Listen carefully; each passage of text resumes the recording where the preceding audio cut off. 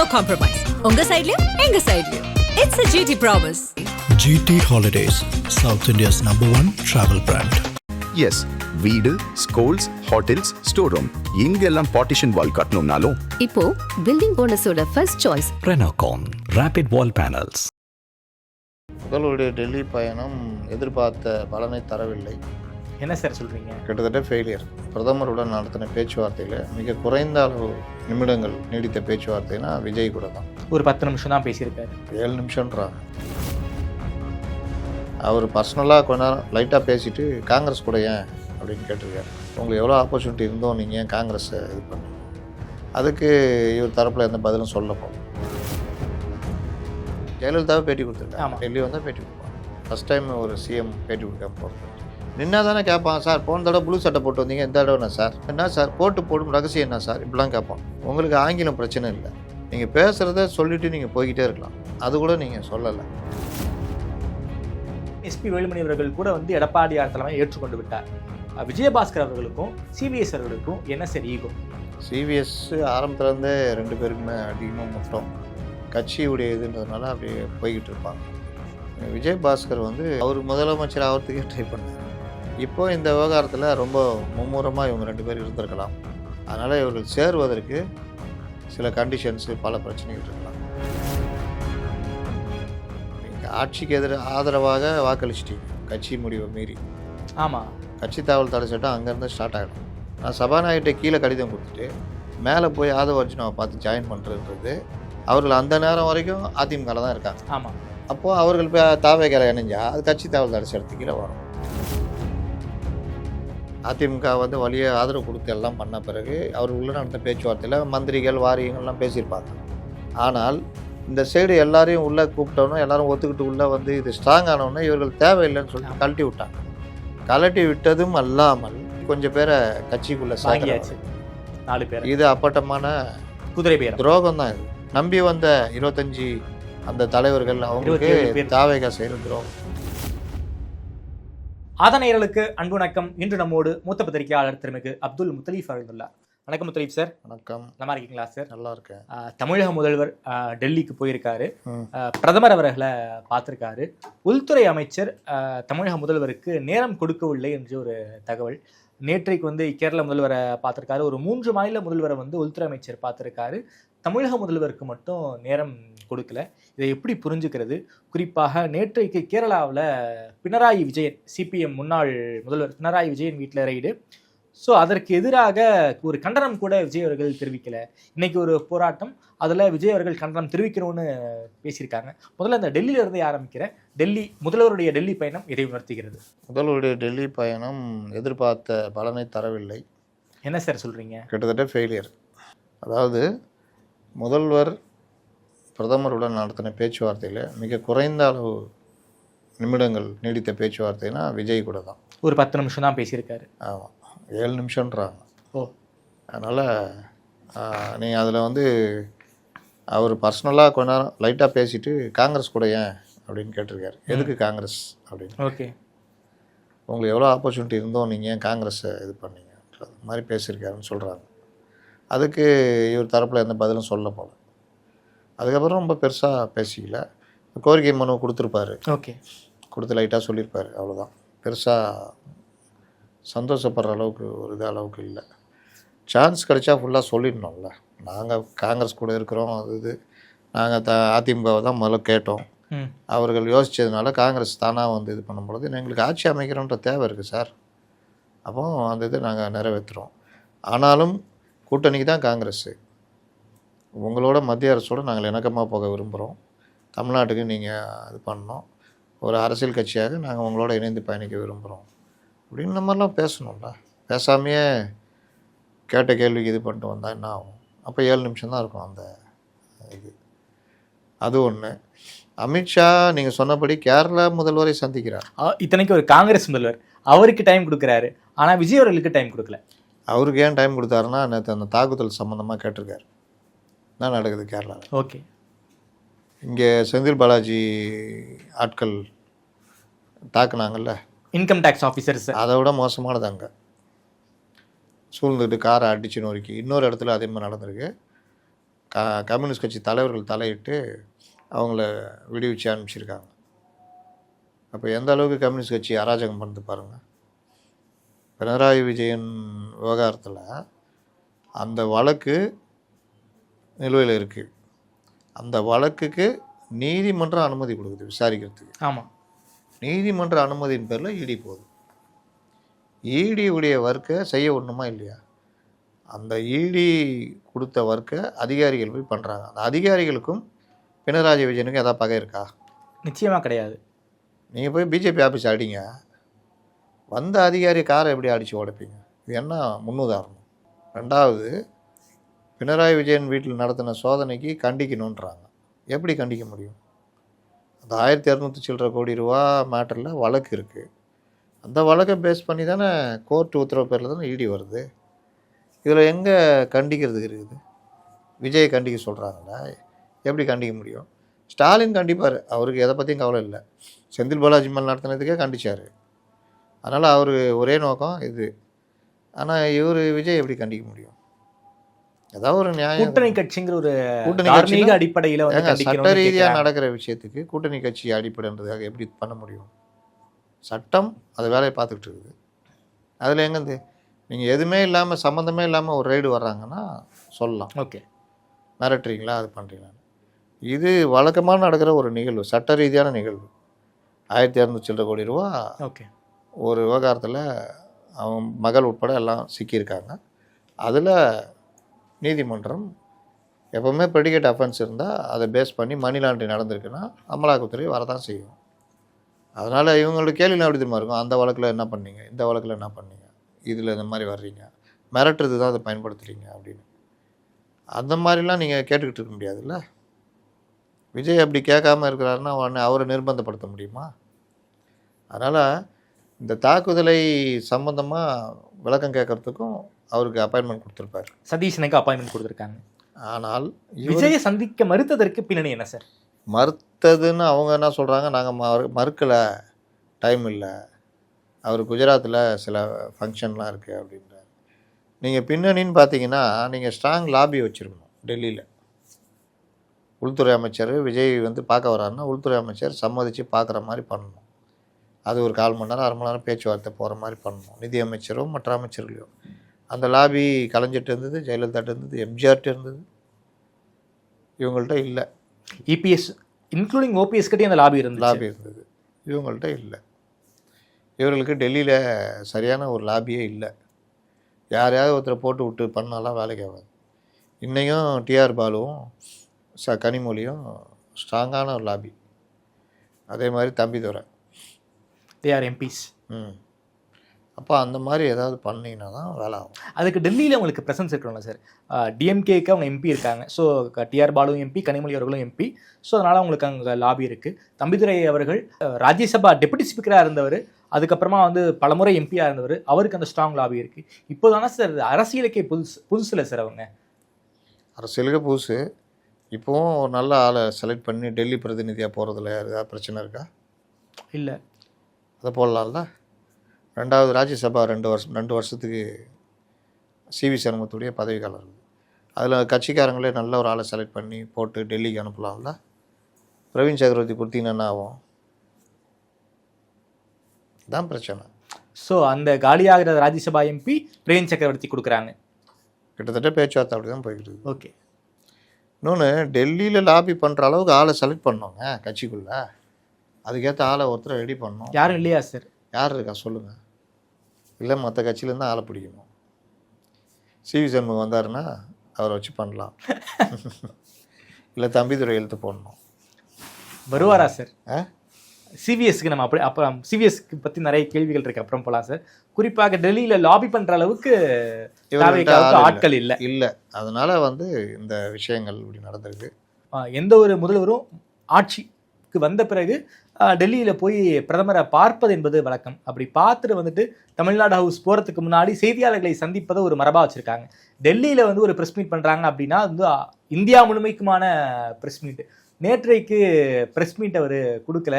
கரடி மாதிரி கத்துறாங்க நம்ம ஆட்கள், ரிப்போர்ட்டர்ஸ், தயவு செஞ்சு கொடுங்க சார் அப்படின்னு இக்னோர் பண்ணிட்டு போகிறாரு. அதுக்கப்புறம் அறிக்கை வருது. அதுலேயும் சில பேர் பண்ணுறதெல்லாம் நான் ஏற்றுக்க மாட்டேன். சார் இது வரைக்கும் எந்த முதல்வரும் கொடுக்க போனதில்லை, கொடுப்பாங்க, அந்த மரபை உடைக்கிறீங்க சார். அந்த நிருபர் தான் முகத்தை மூடிட்டு வந்தேன்னு சொல்லிட்டு நியூஸ் போட்டவர். அந்த நிருபர் தான் 2 மணி நேரம் அமித்ஷாக்காக எடப்பாடி காத்துட்டு இருந்தார்னு போட்டவர். 10:30 மணிக்கு அப்பாயின்மெண்ட்னா 8 மணிக்கு டெல்லி போயிட்டா பின்ன 2 மணி நேரம் காத்து தான் இருக்கணும். வண்டியில் போகும்போது சொல்லிட்டு போகிறாரு, துணை இவர் அமித்ஷா பார்க்குறேன்னு. வரும்போது ஸ்ட்ரைட் வியூவில் அவர் சாதாரணமாக உட்காந்துட்டு வர்றாரு. இப்படி சைடில் போகும்போது அவர் கட்சிப்பில் முகத்தோட மூடிட்டு போகிறாருன்னு போட்டு அது ஒரு பெரிய அரசியல் தான் ஆக்குனாங்கல்ல. இது எல்லாம் இன்றைக்கி ஜர்னலிசமாக மாறிடுது. அதில் இந்த மாதிரி கத்துறது, இந்த மாதிரி விஷயங்கள்னு வச்சிங்களேன். இதில் என்னென்னா, முதல்வர் விஜய் இந்த விஷயங்களெல்லாம் கரெக்டாக அவர் ப்ரோட்டோக்கால் ஃபாலோ பண்ணணும். நீங்கள் பேசுனத என்ன பேசுகிறீங்கன்னு முடிவு பண்ணு. இப்போ ஆதவ அர்ஜுனா அன்றைக்கி ஒரு விஷயம் பேசினார், என்ன பேசணும் முடிவு பண்ணி வச்சுருந்தார். வந்து கடன்னு அது பேசினார், முடிச்சுட்டு போயின்னுட்டார். நின்னா தானே கேட்பான், சார் போன தடவை ப்ளூ சட்டை போட்டு வந்தீங்க, இந்த தடவைண்ணா சார், சார் கோட்டு இப்படி போட்டுக்கிறீங்க, என்ன சார் கோட்டு போடும் ரகசியம் என்ன சார், இப்படிலாம் கேட்பான். நீங்கள் பேசுகிறத சொல்லிவிட்டு நீங்கள் போய்கிட்டே இருக்கலாம். அது கூட நீங்கள் சொல்லலை. உங்களுக்கு ஆங்கிலம் பிரச்சனை இல்லை. இப்போ ஏன்னையே யாராவது கேட்டாங்கன்னா ஆங்கிலத்தில் சரளமாக பஸ் பேசிடலாம். முன்னாடி இருந்தவர் தான் தடுமாற்றம் பிரச்சனை. அப்போ உங்களுக்கு எந்த பிரச்சனையும் இல்லைன்னா ஏன் நீங்கள் அது பேசுறது இல்லைன்னா இருக்குது. சொல்கிறத சொல்லிவிட்டு போய்கிட்டே இருக்கலாம். பிரதமரை சந்தித்தேன், இந்த கோரிக்கை வச்சுருக்கேன், அந்த கோரிக்கையை படிக்க கூட செய்யலாம். படிச்சுட்டு ஒரு நல்லது நடக்கும்னு எதிர்பார்க்குறோம். இந்த அரசோட நாங்கள் அரசியல் ரீதியாக நாங்கள் மாறுபட்டது இருந்தாலும் அரசு ரீதியாக அவர்களோட டபுள் இன்ஜின் சர்க்கார் மாதிரி நாங்கள் போக விரும்புகிறோம். பிரதமரும் அதுக்கு பேச்சு எனக்கு நம்பிக்கை அளிக்கிறது. ஏதாவது சொல்லிட்டு போங்க. அப்போ இந்த மாதிரி ஜெயலலிதாவை பேட்டி கொடுத்துருக்காங்க, டெல்லி வந்தால் பேட்டி கொடுப்பாங்க. ஃபஸ்ட் டைம் ஒரு சிஎம் பேட்டி கொடுக்காமல் போகிறது. ஓகே சார், டெல்லி பயணம் ஃபெயிலியருங்கிறீங்க, அதுக்கான இண்டிகேஷன் என்ன சார்? இண்டிகேஷன்னா முன்னாடியா இதுக்கப்புறமா? இல்லை, ஃபெயிலியர்னு முதல் டெல்லி பயணத்தை பற்றி கேள்வி கேட்டோன்னா ஃபெயிலியர்னு சொன்னீங்க. எந்த அடிப்படையில் வச்சு இந்த விஜயனுடைய டெல்லி பயணம் ஃபெயிலியர்னு சொல்கிறீங்க சார்? ஒன்று, இங்கேருந்து கிளம்பும் போதே ஒரு பெரிய பூஸ்ட் பண்ணி போனாங்க. அவர் வந்து போய் பிரதமரை பார்த்து பேச போகிறாரு. பிரதமரை பார்த்து பேசுகிறாருன்னா குறைஞ்சது ஒரு கால் ஹவராக, குறைஞ்சது ஒரு 20 நிமிஷம் 30 நிமிஷம் பல்வேறு விஷயங்கள் பேசுவாருங்க.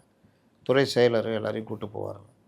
அங்கே பார்த்தீங்கன்னா இவர் கூட போன நம்ம பார்த்த வரைக்கும் துறை செயலரோ யாருமே இல்லை. ஐஏஎஸ்ஸோ மற்றவர்களோ, செக்ரட்டரி யாராவது இல்லை, நிதித்துறை செயலர் இல்லை, தலைமைச் செயலர், இந்த மாதிரி கூட எதுவும் இல்லை. இவர் மட்டும் தனியாக தான் பார்க்குறாரு.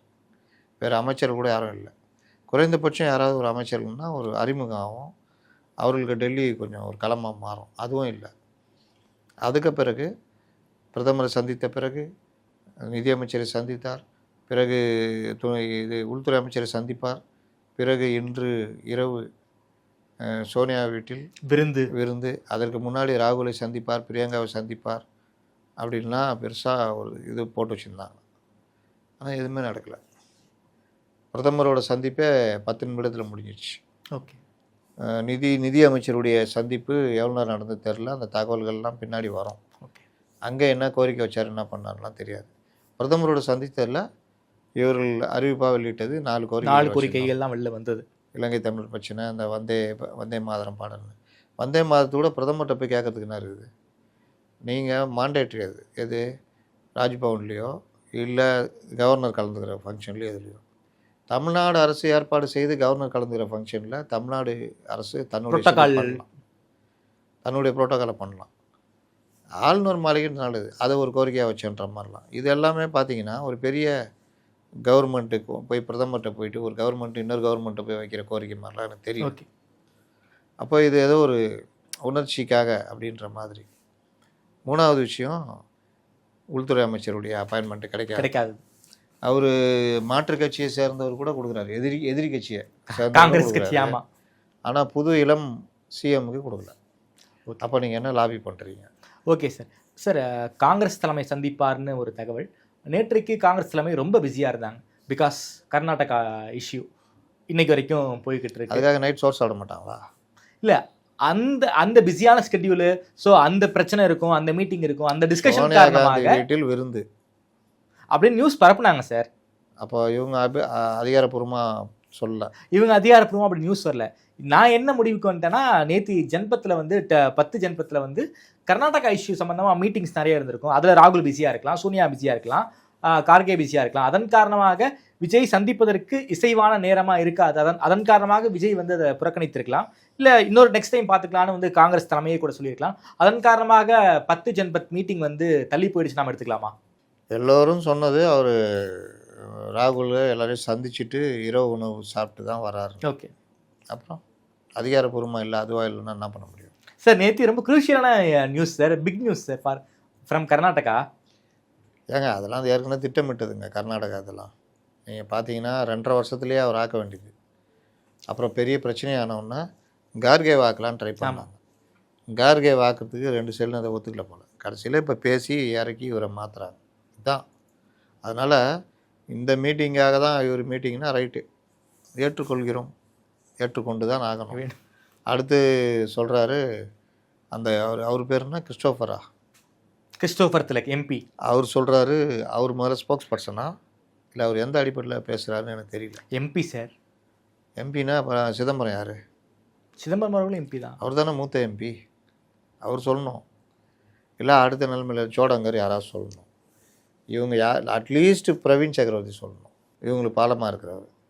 நீங்கள் கேட்டிங்கல்ல அவர் சோனியாவை சந்திக்கிறதுக்கு என்ன ஆதாரம், அது அதிகாரப்பூர்வமாக இல்லைன்னு. அப்புறம் ஏன் கிறிஸ்டோபர் திலக் சொல்கிறாரு இந்த தடவை வந்து பிரச்சனைனால இவர்கள் யாரும் சந்திக்கலை, சாப்பிடல, அடுத்த தடவை இந்த நிதி ஆயோக் கூட்டத்துக்கு வரும்போது அவர்கள் சந்திப்பார்கள், சாப்பிடுவார்கள் எல்லாம் சொல்கிறாருல்ல. அப்போ அந்த ப்ரோக்ராம் இருந்தது தானே அர்த்தம். ஆமாம். அப்போ அது கேன்சல் ஆச்சு தானே அர்த்தம். அதனால் பிரதமருடையது, உள்துறை அமைச்சர் இது எல்லாமே தான் வருமோ. அதனால தான் நான் அது ஃபெயிலியர்ன்றேன். ஓகே சார், அப்படியே தமிழ்நாடு அரசியல் கடத்தை நோக்கி போகலாம் சார். அதிமுகவில் பிரிந்த இதயங்கள் ஒன்று சேர்ந்து விட்டன. 2 பேர் மட்டும் ஒரு கன்ஃபியூஸ்டு ஸ்டேட்டில் இருப்பதாக தகவல். அதில் சிபிஎஸ் முடிவெடுத்துட்டாருன்னா எனக்கு தோணுது. அவருடைய ஆக்டிவிட்டீஸை பார்க்கும்போது நான் எம்எல்ஏ பதவியை ராஜினாமா செய்ய போகிறேங்கிற முடிவுக்கு வந்துட்டார். விஜயபாஸ்கர் அவர்கள் ஆலோசனையில் இருப்பதாக தகவல். 2 பேருக்கும் என்ன தான் சார் பிரச்சனை?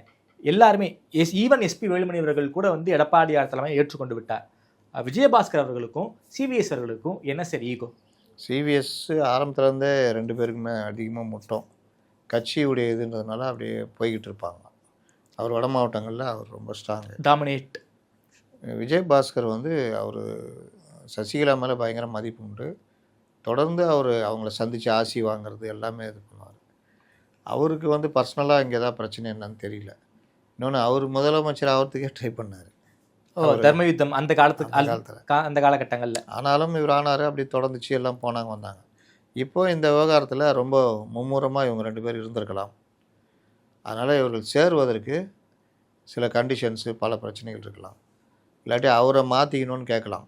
ஓகே, எடப்பாடி பழனிசாமி இதில் எந்த மாற்றமும் இல்லாமல் வெளியில் எதுக்கு வந்தோம், மறுபடியும் எதுக்கு உள்ளே போகணும், மாற்றமே இல்லாமல் அப்படின்றது தான் சிவிஎஸ் தரப்புடைய இதுவாக இருக்குது. அதனால் ஒரு வேளை ராஜினாமா பண்ணிட்டு தாவேக்கா போனாங்கன்னா அங்கே நின்று ஏதாவது அமைச்சர் பதவி அந்த மாதிரி ஏதாவது ஐடியா இருக்கான்னு தெரியல. ஆனால் இதில் ஒரு சட்ட சிக்கல் இருக்குது. என்ன சிக்கல் சார்? நீங்கள் ஆட்சிக்கு ஆதரவாக வாக்களிச்சிட்டிங்க கட்சி முடிவை மீறி. ஆமாம், கட்சி தாவல் தடை சட்டம் அங்கேருந்து ஸ்டார்ட் ஆகிடும். ஆனால் கொறடாவை வந்து ஒப்புதல் கொடுக்கவே இல்லையே சார். சபாநாயகர் 2 தரப்புக்குமான சபாநாயகர் கொறடா வந்து எந்த கொறடா ஏற்றுக்கணுன்றதும் சட்டத்தில் இருக்குது. என்ன சார்? ஆளுங்கட்சி இப்போ நீங்கள் எந்த கட்சியில் நிற்கிறீங்களோ அவங்க அந்த கட்சி தான் பி ஃபார்ம் கொடுப்பாங்க. அந்த கட்சி சின்னத்தில் நிற்கிறீங்க. ஆமாம். ஜெயிச்ச பிறகு அந்த கட்சி யாரை கொறடான்னு முடிவு பண்ணுதோ, ஓகே, எம்எல்ஏக்கள் கம்மியாக இருந்தாலும் அந்த கட்சியுடைய கொறடா தான் அங்கீகரிக்கப்பட்ட அந்த கட்சியுடைய கொறடா. ஓகே, பிரிஞ்சு போகிறவங்க அதிகமாக எண்ணிக்கையில் இருக்காங்கிறதுக்காக அவங்க கொறடாலாம் நியமிக்க முடியாது. ஓகே, இதை சுப்ரீம் கோர்ட்டு மகாராஷ்டிரா வழக்கில் உத்தரவாக போட்டிருக்காங்க. ஸோ பேரண்ட் பாடி, அதாவது எந்த கட்சி ஏ ஃபார்ம் பி ஃபார்ம் கொடுக்குறாங்களோ அந்த கட்சி தலைமை யாரை வந்து கொறடாவா சொல்கிறாங்களோ அவர் தான் கொறடா. ஸோ ஜெயிச்ச பிறகு 2 அணிகளாக பிரிந்தாலும் பேரண்ட் பாடியில் யார் கொறடாவா இருக்காங்களோ அந்த கொறடாவுடைய உத்தரவுக்கு அவங்க கட்டுப்படணும். இல்லை அவங்கள தான் கொறடாவா சபாநாயகர் அங்கீகரிக்கணும் உத்தரவு. 2வது கொறடா சொல்லி தான் கட்சி உத்தரவை பின்பற்றணும். கட்சி தலைமை சொன்னால் நாங்கள் கண்டுக்க மாட்டோம், அது மீறினா அது வந்து கட்சி தாவல் தடை சட்டத்தில் வராதுன்னு எங்கேயும் கிடையாது. ஓகே, பேரண்ட் பாடி என்ன சொல்லுதோ அதை எல்லாரும் மீறினீங்கன்னா வாக்களித்தாலோ எதிர்த்து வாக்களித்தாலோ அல்லது வராமல் புறக்கணித்து அதன் மூலம் அவர்களுக்கு சாதகமாக நடந்து கொண்டாலும் கட்சி தாவல் தடை சட்டம். ஓகே சார், அப்போ இவர்களுக்கு எதிராக கட்சி தலைமை இவர்களை தகுதி நீக்கம் செய்யணும்னு கொடுத்துருக்க மனு இருக்குது. சார் எடப்பாடியார் வந்து ஒரு தகுதி நீக்கம் அந்த 27 பேர் தகுதி நீக்கம் செய்யணும்னு சபாநாயகர்கிட்ட ஒரு மனு கொடுத்துருக்காரு. அதுக்கப்புறம் வேலுமணி தரப்புல இருந்தும் நாங்கள் தான் ஒரிஜினல் அதிமுக, எங்கள் கொடாவை நீங்கள் வந்து அனுமதிக்கணுங்கிற ஒரு லெட்டரையும் கொடுத்துருக்காங்க. அதை வாபஸ் வாங்கியிருப்பதாகவும். அதற்கு பிறகு நடந்ததான மேட்ரு. ஆமாம், அதற்கு பிறகு அவர்கள் எல்லாரும் ஏற்றுக்கொண்டு போய் சேர்ந்தாச்சு. இந்த 4 பேர், இந்த 2 பேர், 6 பேர் தவிர 19 பேர் போய் சேர்ந்தாங்க. ஆமாம். அப்போ 19 பேரும் ஒத்துக்கிட்டு அக்ரி கிருஷ்ணமுத்து தான் கொறடானும் லெட்டர் கொண்டு வந்து கொடுத்துட்டாங்க. Okay sir. அந்த இதில் இந்த 19 பேர் மேலே தகுதி நீக்க நடவடிக்கை வேண்டாம் அப்படின்னு எடப்பாடி தரப்பில் கொடுத்துட்டாங்க. Okay sir. ஆனாலும் ஓட்டு போட்டாங்களே சார், மாற்றி ஓட்டு போட்டாங்களே. அப்படி ஓட்டு போட்டாலும் பேரண்ட் பாடி தானே முடிவு பண்ணுது, இவங்க மேலே வேணான்னு முடிவு பண்ணுது. சரி. ஆனால் இவர்கள் என்ன கட்சிக்குள்ளே வந்துட்டாங்க. ஆமாம். ஆனால் இவர்கள் கட்சி பதவி ராஜினாமா பண்ணிட்டு எந்த கட்சிக்கு ஆதரவு போட்டாலும் அங்கேயே போய் சேர்றாங்க. ஆமாம். அப்போ அங்கே குதிரை பேரம் நடக்குது, ஏதோ ஆதாயம் இருக்குது. ரெண்டாவது, இவர்கள் ஓட்டு போட்டப்பவே தகுதி நீக்கணும்னு வர்ற பொழுது அதற்கு பிறகு ராஜினாமா செய்வதை சபாநாயகர் எப்படி பரிசீலிக்கலாம்னு உச்சநீதிமன்ற உத்தரவு இருக்குது. ஓகே. தகுதி நீக்க நடவடிக்கை புகார் இருக்கும் பொழுது அதை மறுதளித்து விட்டு ராஜினாமாவை ஏற்றுக்கொண்டு அவர்களை கட்சிக்குள்ளே இணைக்கிறதுன்றது தவறான இது. அதை பார்க்கக்கூடாது. அந்த தகுதி நீக்க உத்தரவு புகாரை தான் முதல்ல எடுக்கணும் அப்படின்னு உச்சநீதிமன்றம் உத்தரவு கொடுத்துருக்கு. அப்போது இவர்கள் தரப்பில் பொதுவாக சபாநாயகருக்கு தான் பவர். ஆமாம். சபாநாயகர் 4 பேர் ராஜினாமா ஏற்றுக்கிட்டார். ஆமாம். அப்படி ஏற்றுக்கிட்டா அதில் வந்து நீதிமன்றம் எந்த அளவுக்கு தலையிடும். இந்த பழைய தீர்ப்பு ஒன்று இருக்க, ஏற்கனவே நீதிமன்றம் சபாநாயகர் இதை பார்க்கக்கூடாது, இதை தான் பார்க்கணும், இதை தான் பரிசீலனைன்றாங்களே, அது செல்லுமா அப்படின்றது ஒரு 6 மாதம் 8 மாதம் ஓடும். இப்படி ஓடும் பொழுது அந்த தொகுதிக்கு இடைத்தேர்தல் வராது. இவர்களை அந்தரில் நிற்கிற மாதிரி நிற்பாங்க. ஒருவேளை தகுதி நீக்கம் செல்லுன்னா அவங்க கதை முடிஞ்சது. இந்த 5 ஆண்டுக்கு எந்த தொகுதியிலும் தேர்தலையும் நிற்க முடியாது. தகுதி நீக்கம் ஆயிடுச்சுன்னா கட்சி தாவல் தடை சட்டத்தில் தகுதி நீக்கம் ஆகிட்டாங்கன்னா எந்த 5 ஆண்டுக்கான தேர்தல் நின்னாங்களோ அந்த 5 ஆண்டில் எந்த தேர்தலையும் போட்டியிட முடியாது. ஸோ அந்த டென்யூர் முடிகிற வரைக்கும் அவங்க எந்த தேர்தலையும் போட்டி போட முடியாது. இல்லை, சபாநாயகருடைய உத்தரவு அவர் அங்கீகரிச்சிட்டாரு ராஜினாமாவை அப்படின்னா அது கோர்ட்டு ஏற்றுக்குச்சுன்னா அவர்களுக்கு பிரச்சனை இல்லை. ஓகே. ஆனால் அங்கேயும் ஒரு சிக்கல் வருது. சபாநாயகர் ராஜினாமாவை ஏற்றுக்கொண்ட பிறகு சபாநாயகர் ஒரு நோட்டிஃபிகேஷன் கொடுப்பார், இவர்கள் ராஜினாமா ஏற்றுக்கிட்டேன், இந்த தொகுதி காலியானதாக அறிவிக்கப்பட்டு விட்டதுன்னு. அதற்கு பிறகு இவர்கள் கட்சியில் வேறு கட்சியில் ஜாயின் பண்ணணும்.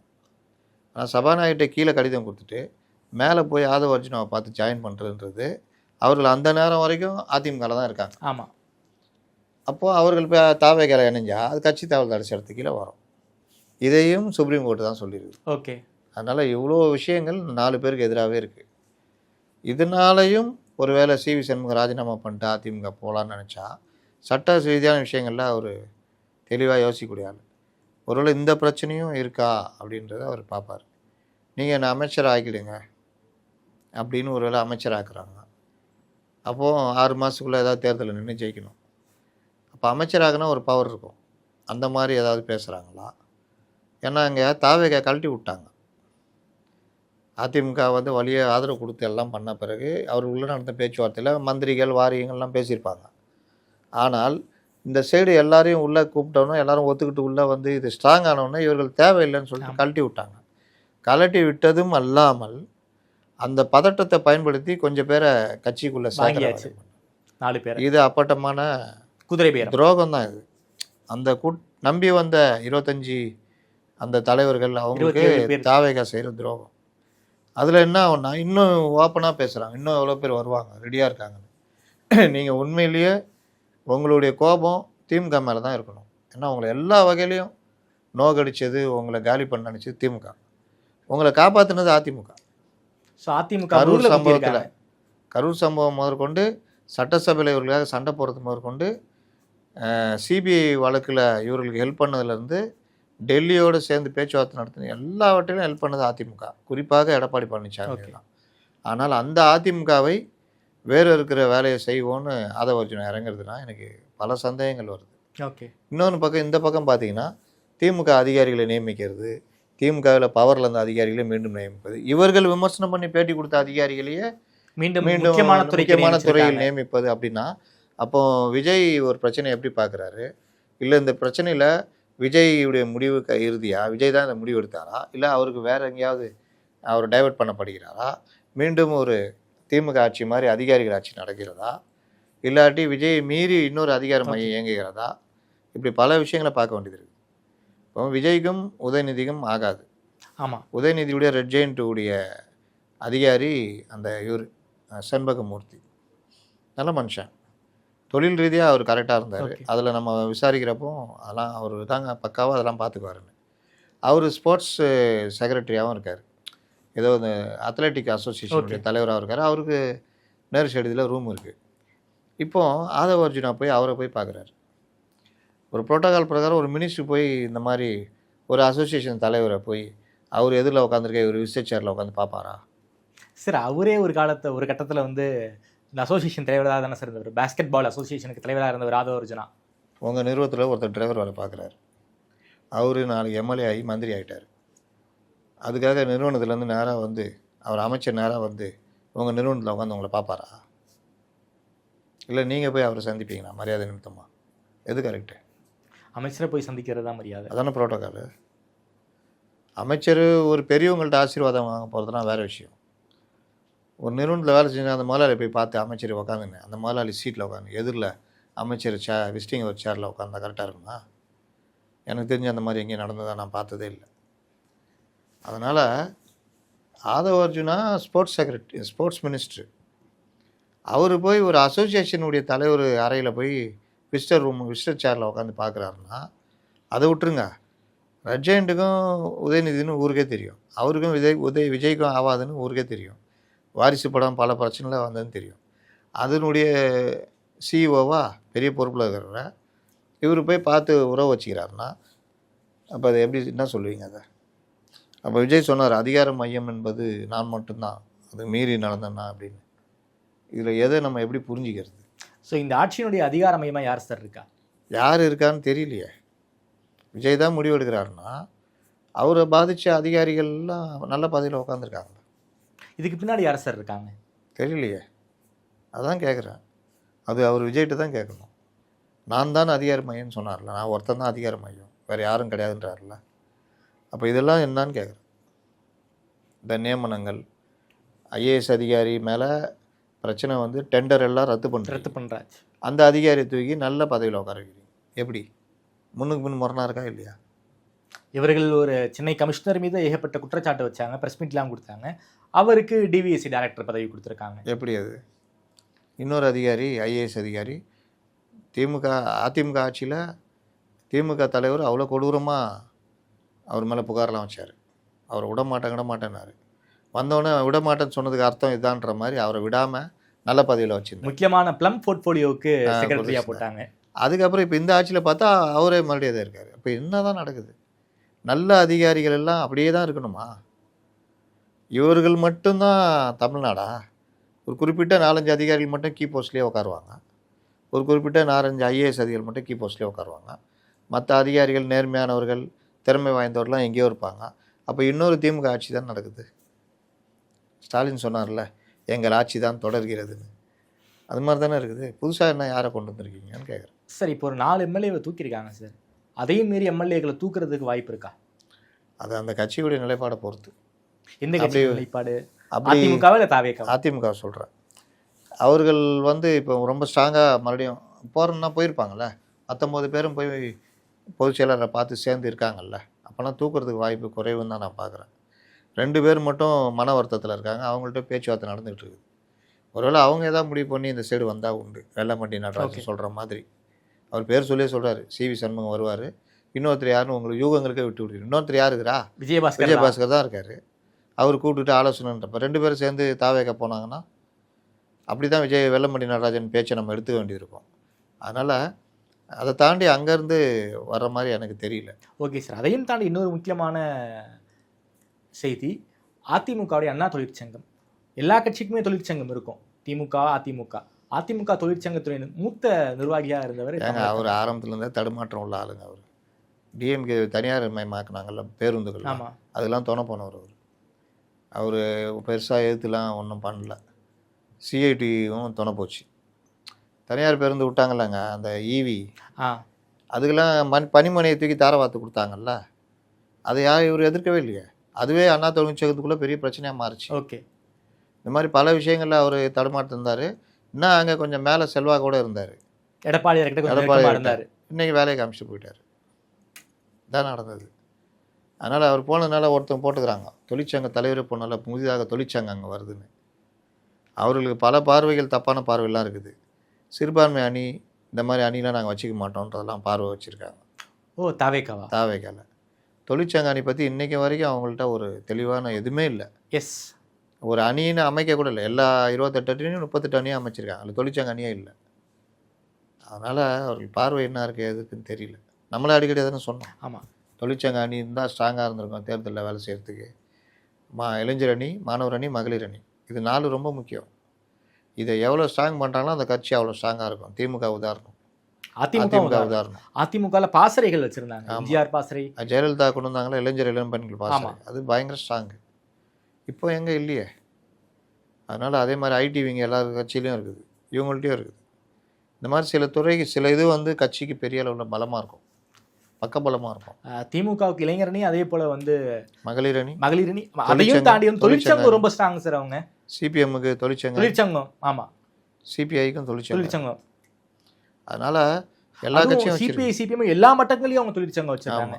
கீழ்நிலையிலிருந்து ஆரம்பித்து அரசு நிறுவனங்கள் வரைக்கும் வச்சிருக்காங்க. ஆட்டோ ஓட்டுநர்களை பாதிக்கிறதுக்கு கேப் வந்துச்சுல்ல, ஆமாம், கால் டாக்ஸி, ஆட்டோ ஓட்டுநர்கள் அதுக்கு எதிராக பாதிக்குதுன்னு இதெல்லாம் பண்ணாங்க.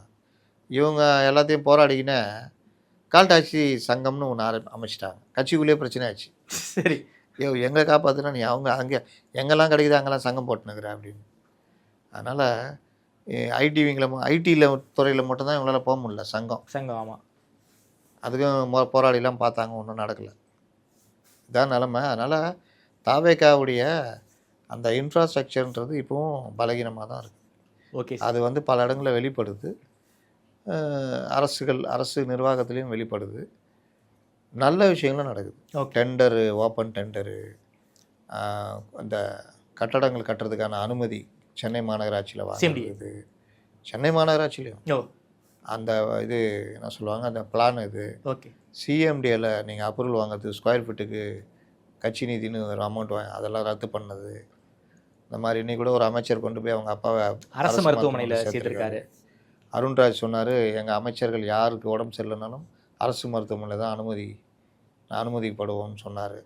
சொல்லி 2 நாளில் அவர் ப்ரைவேட் ஹாஸ்பிட்டலில் அட்மிட் ஆனார். செங்கோட்டையன் அவருக்கு மட்டும் விதிவில் கொடுத்துட்டாங்க போல். அதனால் இந்த மாதிரி விஷயங்கள் எல்லாம், சில விஷயங்கள்லாம் நல்லதெல்லாம் போய்கிட்டு இருக்குது. அதனால தான் நம்ம சொல்கிறது என்னென்னா, போட்டு அடிக்காமல் இஷ்யூவில் மட்டும் விமர்சனன்றது தான் கரெக்டாக இருக்கும் அப்படின்னு நான் பார்க்குறேன். நிதி ஆயோக் கூட்டம் வருது அடுத்த மாதம். ஆமாம், பழைய முதல்வர் மாதிரி அப்பாவுக்கு திவசம், அந்த காரணம் இந்த காரணம், ஜப்பான் போயிட்டேன் அந்த மாதிரி சொல்லாமல் முதல்வர் அதில் கலந்துக்கிட்டு முக்கியமான கோரிக்கைகள்லாம் வச்சு ஆக்கப்பூர்வமாக பேசி பண்ணணும். அந்த நேரத்தில் பிரதமரை சந்திக்குது, மற்ற இதை வச்சுக்கிட்டு இந்த விட்டதை பிடிக்கிற வேலையை பண்ணணும் அப்படின்றது தான் நம்முடைய கோரிக்கை. ஓகே, பார்ப்போம். ஓகே சார், ரொம்ப நன்றி சார். முதல்வருடைய டெல்லி பயணம் தொடங்கி அதிமுக நடக்கக்கூடிய உட்கட்சி பிரச்சனை வரைக்கும் நம்ம விரிவாக பேசியிருக்கோம். எனக்கு பேசியமைக்கு நன்றி. நன்றி.